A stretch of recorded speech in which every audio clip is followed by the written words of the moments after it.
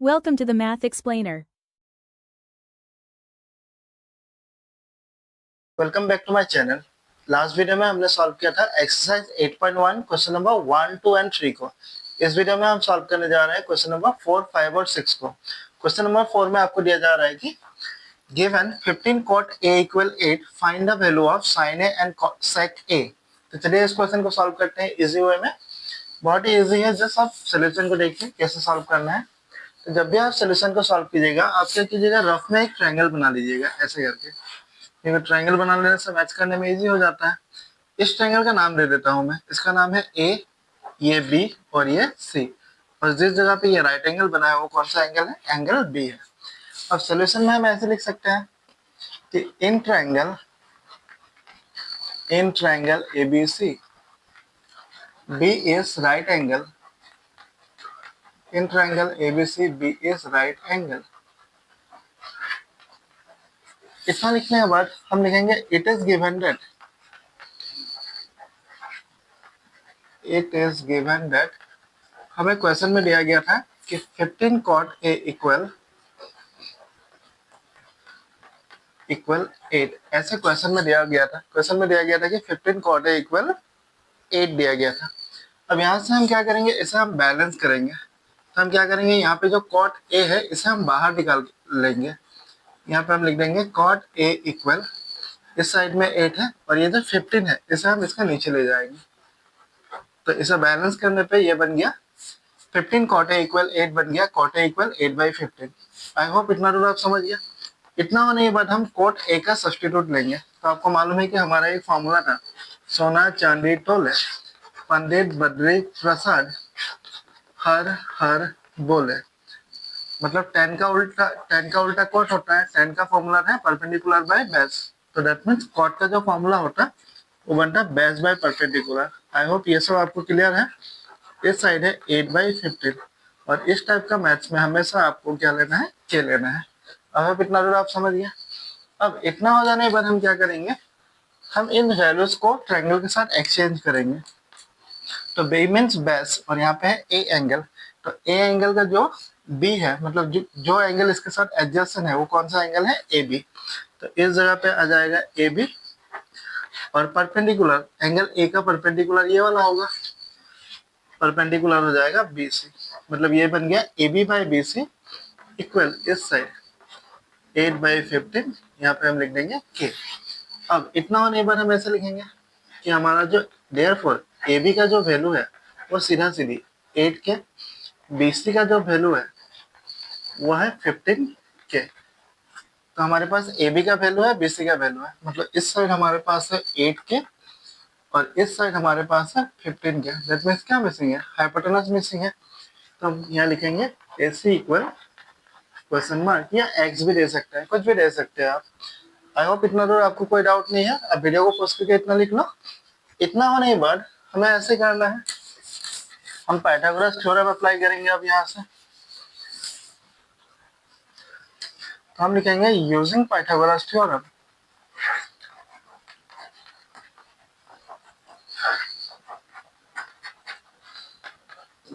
Using Pythagoras theorem. अब हम Pythagoras theorem को लिखेंगे। तो हमें मालूम है कि पाइथागोरस थ्योरम होता है A C square equal A B square plus B C square. ये हमारा पाइथागोरस थ्योरम है। अब इसके अकॉर्डिंग हम वैल्यू बिठा देंगे। हमारे पास ए सी का वैल्यू नहीं है तो हम ए सी को ऐसे ही रहने देंगे। ए बी का बदले ए बी का जो वैल्यू है वो देखिए कितना है, 8 के है। तो हम यहाँ पे लिख देंगे 8 के होल स्क्वायर।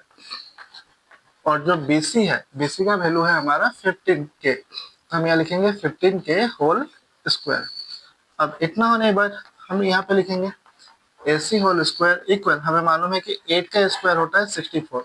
तो ये बन जाएगा 64 के स्क्वायर और 15 का स्क्वायर होता है 225। तो ये बन जाएगा 225 के स्क्वायर। आई होप इतना आप समझ गए। अब इतना होने के बाद हम क्या करेंगे, हम फिर से लिखेंगे ए सी होल स्क्वायर इक्वल, अब मैं 64 और 225 को अगर जोड़ दूं तो ये बन जाएगा 289 और 2 के स्क्वायर में से एक को हम कॉमन ले लेंगे। इतना क्लियर। इतना हो जाने के बाद हम यहाँ पर लिखेंगे ए सी होल स्क्वायर इक्वल, अब हमें बताना है कि 289 किसका स्क्वायर है। तो अगर आप 17 को ऐसे 2 बार मल्टीप्लाई करते हो तो आपको 289 मिलेगा। दैट मीन्स 289 किसका स्क्वायर है? 17 का। तो ये बन जाए, हम ऐसा लिख सकते थे, यहाँ से रूट हटा दिया, ऐसे रूट में डाल देंगे इधर 289 के स्क्वायर। अब यहाँ से हम लिखेंगे कि AC इक्वल 17 के, मतलब हमें ये जो मिसिंग साइड था AC, इसका वैल्यू हमें मिल गया, इसका वैल्यू हमें मिल गया 17 के। अब वीडियो को पॉज करके इतना लिख लो। इतना हो जाने के बाद हम क्या करेंगे, क्वेश्चन हमें जो ढूंढने दिया था हम उसे ढूंढेंगे। क्वेश्चन हमें ढूंढने दिया था साइन ए और सेक ए को, अब हम साइन और सेक को ढूंढेंगे। तो हम लिखेंगे नाउ, अब हम यहाँ से लिखेंगे साइन ए। तो हमें मालूम है कि साइन का जो फॉर्मूला होता है, तो हमारा फॉर्मूला का ट्रिक ऐसा था कि सोना चांदी तोले, ये फॉर्मूला था। मतलब sine cos tan, Pandit Badri Prasad, हर हर बोले। तो साइन का फॉर्मूला देखिए क्या था, P/H। क्या था? P/H। और ट्रायंगल में मेरा जो P है वो कौन सा साइड है? BC। और H मतलब हाइपोटेनस, वो AC। अब BC का वैल्यू है मेरा 15 के और AC का वैल्यू है मेरा 17 के। अब के कैंसिल हो जाएगा ऐसा, तो दैट मीन्स साइन ए का जो फाइनल वैल्यू मिलता वो मिलता 15/17। अब वीडियो को पॉज करके इतना लिखते जाओ। तो हमने साइन ए का वैल्यू निकाल दिया, अब हमें निकालना है सेक ए का वैल्यू। अब इतना हो जाने के बाद हम सेक का वैल्यू निकालेंगे ऐसे, सेक ए। तो सेक होता है कॉस का उल्टा, तो कॉस का फॉर्मूला है B/H, मतलब सेक का फॉर्मूला होता H/B। तो H मतलब हाइपोटेनस, हाइपोटेनस फिक्स होगा AC, और B मतलब कौन सा है? एंगल A के साथ कौन लगा हुआ है? तो एंगल A के साथ लगा हुआ है AB। दैट मीन्स AC का वैल्यू है मेरा 17 के और AB का वैल्यू है 8 के। फिर से के कैंसिल हो गया, तो मुझे मिल गया 17/8। आई होप क्वेश्चन नंबर 4 आपको समझ में आ गया। क्वेश्चन नंबर 5 को देखिए। क्वेश्चन नंबर 5 में आपको दिया जा रहा है कि given that sec theta equal 13/12 calculate all the other trigonometry ratio। मतलब आपको दिया गया है कि जो sec theta है, उस sec theta, इसे हम थीटा बोलते हैं। थीटा का मतलब होता है, आप कोई भी एक एंगल को एज्यूम कर लीजिए कि sec थीटा का वैल्यू दिया गया है 13/12। आपको ढूंढना है सारा ट्रिग्नोमेट्री रेशियो को। तो चलिए इस क्वेश्चन को सॉल्व करते हैं इजी वे में। तो क्वेश्चन को सॉल्व करने के पहले आपको क्या करना है, आपको एक ट्रायंगल बना लेना है ताकि मैथ्स आपका रॉन्ग ना हो। तो आप एक ट्रायंगल कहीं पे साइड में ऐसा बना लीजिए और इस ट्रायंगल का नाम दे दीजिए ABC, और यहाँ पे राइट एंगल हम डाल देंगे। अब ऐसा लिखेंगे कि in triangle ABC B is right angle, B is right angle। इतना लिखने के बाद हम लिखेंगे it is given that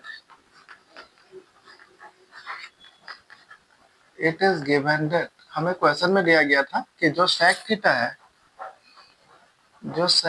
है उसका वैल्यू है 13/12।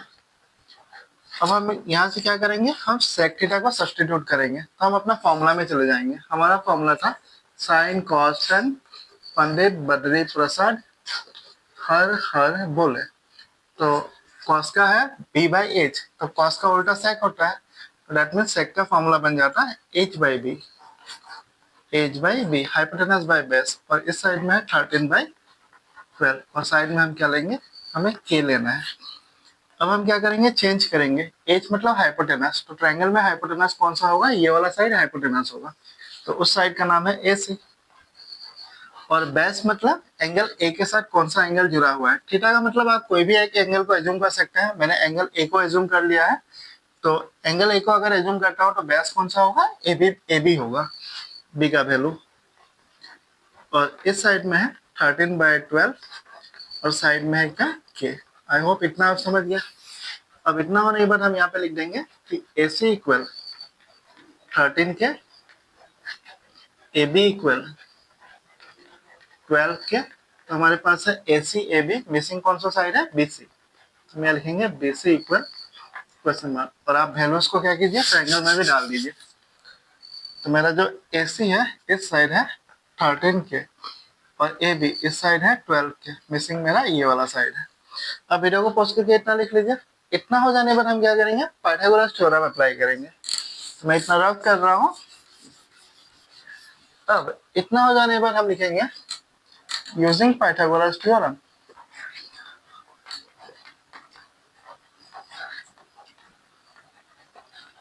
यूजिंग पाइथागोरस थ्योरम, या फॉर्मूला भी लिख सकते हो आप। अब पाइथागोरस थ्योरम को हम अप्लाई करेंगे कि पाइथागोरस थ्योरम था hypotenuse whole square equal length whole square plus breadth whole square. ये था मेरा पाइथागोरस फॉर्मूला। अब पाइथागोरस थ्योरम को आप ट्रायंगल के साथ एक्सचेंज कर लीजिए। तो हाइपोटेनस कौन सा हो जाएगा, AC, लॉन्गेस्ट साइड हाइपोटेनस होता है। लेंथ जो परपेंडिकुलर है AB, और जो ब्रेथ नीचे है BC। इतना हमने चेंज कर दिया। तो हम वैल्यूज को डाल देंगे। तो देखिए यहाँ पे AC स्क्वायर है और AC का वैल्यू है 12, तो दैट मीन्स AC का वैल्यू है 13। AC का जगह पे आ जाएगा यहाँ पे 13 के होल स्क्वायर। AB का जगह पे आ जाएगा 12 के होल स्क्वायर, और BC का जगह पे BC ही रहने दीजिए क्योंकि उसी का वैल्यू हम ढूंढ रहे हैं। इतना हो जाने के बाद हम ऐसा लिखेंगे, हमें मालूम है कि 13 का स्क्वायर 13 जा 169 होता है, 12 का स्क्वायर 12 जा 144 होता है, और k का k स्क्वायर हो जाएगा, और इस साइड है BC whole square. I hope इतना आप समझ गए।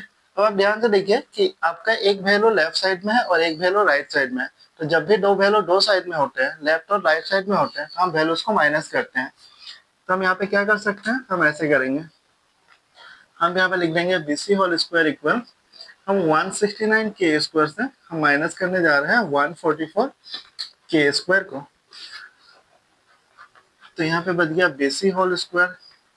अब 169 से 144 माइनस हो गया तो बच जाएगा 25 के स्क्वायर। अब मैं क्या करूंगा, यहाँ से बस BC को रखूंगा और इसका स्क्वायर हटा देने से इस साइड क्या आ जाता है, रूट आ जाता है, और रूट का अंदर है 25 के स्क्वायर। दैट मीन्स BC का जो फाइनल वैल्यू होता है, BC इक्वल हमें मालूम है 25 किसका स्क्वायर है, 5 का। तो दैट मीन्स जो BC मिसिंग था उसका वैल्यू कितना था, 5 के था। तो आपने BC निकाल दिया कि BC का वैल्यू है 5 के। अब वीडियो को पॉज करके इतना लिख लो। इतना हो जाने के बाद अब हम सारे ट्रिग्नोमेट्री रेशियो को ढूंढेंगे। अब एक एक करके सारा चीज निकालेंगे, साइन कॉस टेन सेक सब कुछ। अब इतना हो जाने के बाद हम पहले अपना ट्रिक वाला रूल इधर बना लेते हैं। हमारा ट्रिक था sine cos tan, Pandit Badri Prasad हर हर बोले, ये वाला हमारा ट्रिक था। तो हम लिखेंगे नाउ। अब हम साइन का वैल्यू निकालेंगे। तो साइन का फॉर्मूला होता है perpendicular by hypotenuse, P by H। तो हमारा परपेंडिकुलर कौन है, एंगल A का परपेंडिकुलर BC है। तो दैट मीन्स BC का जो वैल्यू है वो कितना है, 5K है, और हाइपोटेनस तो फिक्स है, हाइपोटेनस का वैल्यू है 13। तो मैं लिखेंगे 13K।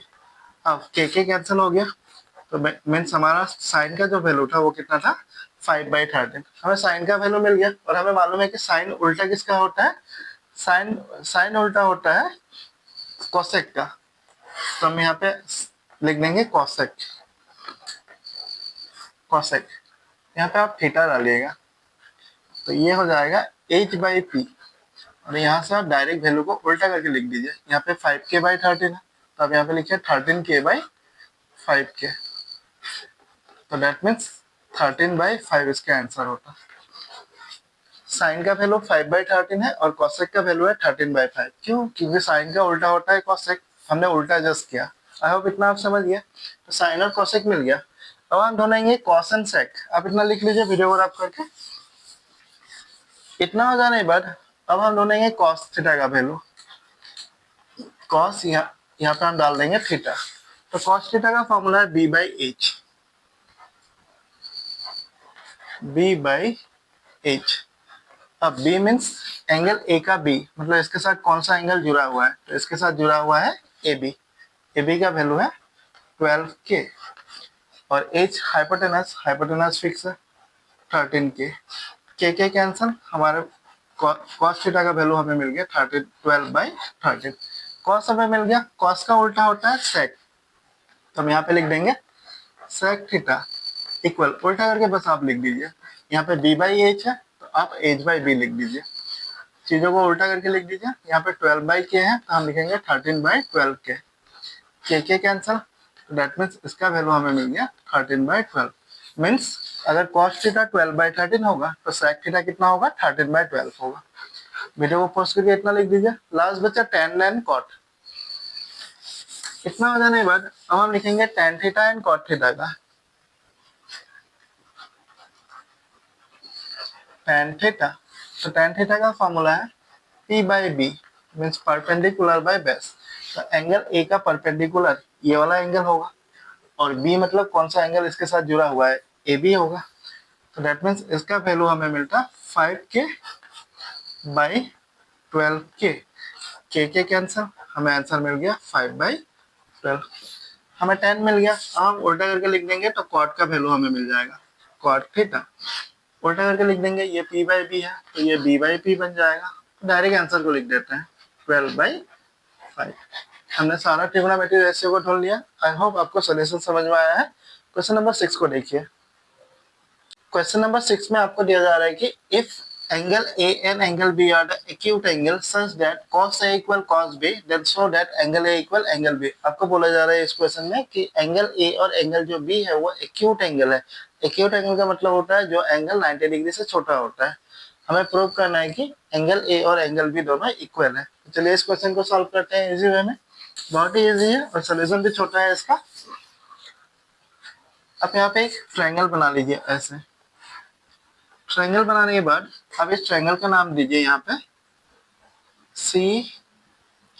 अब इस एंगल का नाम दीजिए A B और इसका नाम दे दीजिए C। हमने ऐसा क्यों किया, क्योंकि क्वेश्चन में क्लियरली बोला था कि जो एंगल A है मतलब ये वाला जो एंगल है और एंगल B है ये दोनों एक्यूट एंगल है, और जिस जगह पे ये परपेंडिकुलर होता है उस जगह तो 90 डिग्री होता है, मतलब एंगल C जो है वो 90 डिग्री है और ये दोनों एंगल क्या है 90 से छोटा है, तो ट्रायंगल बन जाएगा ACB। आई होप इतना आप समझ गया। इतना होने के बाद आपको क्या करना है, अब ऐसा लिखना है कि in triangle ACB angle C is right angle, मतलब इस बार राइट एंगल कौन है, एंगल C है। हम लिखेंगे angle C is right angle. इतना हो जाने के बाद हम लिखेंगे इट इज गिवन दैट